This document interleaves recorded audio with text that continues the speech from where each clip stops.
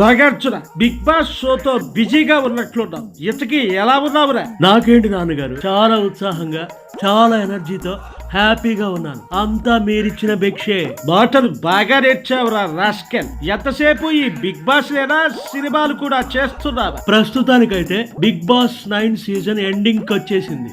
ఇది అయిపోయిన తర్వాత సినిమాల మీద ఫోకస్ పెడతా నాన్నగారు. నువ్వు ఏం చేస్తావో తెలియదు కానీ మన అభిమానులను మాత్రం ఎప్పటికప్పుడు అలరిస్తూనే ఉండాలి. నేను ప్రతివారం బిగ్ బాస్ లో వేసే కొత్త డ్రెస్సులకి మన అభిమానులు పిచ్చ హ్యాపీతో ఉన్నారు. రోజు రోజుకి మా నాగు కుర్రాడైపోతున్నాడని మురిసిపోతున్నారు. మరి 66 ఏళ్ల వయస్సులో కూడా ఇంత మంచి ఫిట్నెస్ తో ఉంటే ఎవరైనా మెచ్చుకుంటారు, మురిసిపోతారు, కొంతమంది కుళ్ళుకుంటారు కూడా. అవును నాన్నగారు, నేను ట్రోల్స్ లో కూడా చూశాను. 40 ఏళ్లకే చాలా మంది బట్టతలు వచ్చి ముసలోళ్ళు అయిపోయారు. పక్కన నా పిక్ పెట్టి 66 ఏళ్ల కుర్రాడు అని పెడుతున్నారు. మరి నేను మీకు అలవాటు చేసిన ఫుడ్ అలాంటి సంపాదించావు కదా అని ఎంత పడితే అంత తినేస్తే బొజ్జలు పెరిగి తాతయ్యలా కనిపిస్తా. ఫిట్నెస్ అంతా బానే ఉంది నాన్నగారు, కానీ నేను ఏమిట్రా ఆలోచిస్తున్నావు? ఏమిటి?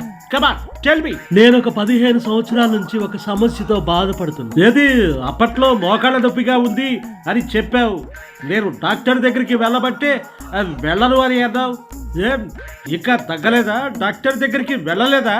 డాక్టర్ దగ్గరికి వెళ్తే ఆపరేషన్ అవసరం అంటున్నారు. మోకాళ్ళలో గుజ్జు అరిగిపోయింది అంటున్నారు. బాడీ మొత్తం బాగుంది, ఆ మోకాళ్లే ఫాల్ట్ అంటున్నారు. మరి ఆపరేషన్ చేయించుకోలేకపోయావా?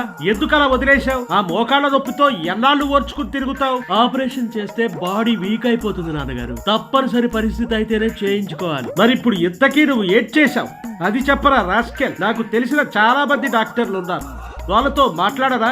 ఆ మాత్రం డాక్టర్లు నాకు తెలియదా నాన్నగారు? నేను డాక్టర్ దగ్గరికి వెళ్లకుండా కేవలం ఫుడ్ వల్ల మోకాళ్ళలో గుజ్జు ఎలా పెరుగుతుంది అని సెర్చ్ చేసి ఆ నియమాలు పాటిస్తున్నాను. అలా చేస్తే మోకాళ్ళలో గుజ్జొచ్చేస్తుందా? పూర్తిగా రాకపోయినా ఎంతో కొంత కవర్ అవుతుంది నాన్నగారు. మరీ ఇబ్బంది పెడితే అప్పుడే ఆపరేషన్ చేయించుకుంటా.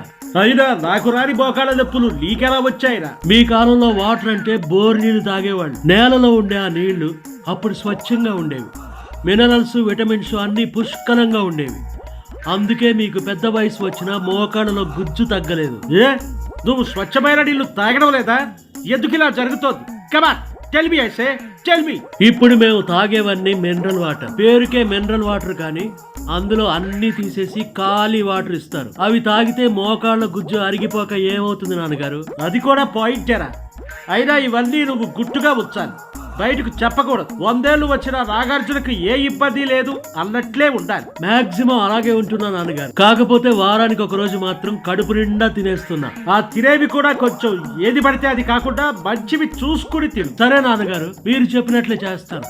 మీరు జాగ్రత్తగా స్వర్గానికి వెళ్ళిరండి. నేను వెళ్తానులే, కానీ అమలను, అఖిల్ను, చైతూను అందరినీ అడిగినట్టు చెప్పు. ఈసారి నేను కనిపించే సమయానికి నీ మోకాళ్ళ నొప్పులు మొత్తం తగ్గిపోవాలి, లేకపోతే నీ తాట తీస్తారా రాస్కెల్. అలాగే అలాగే నాన్నగారు, మీరు వెళ్ళండి.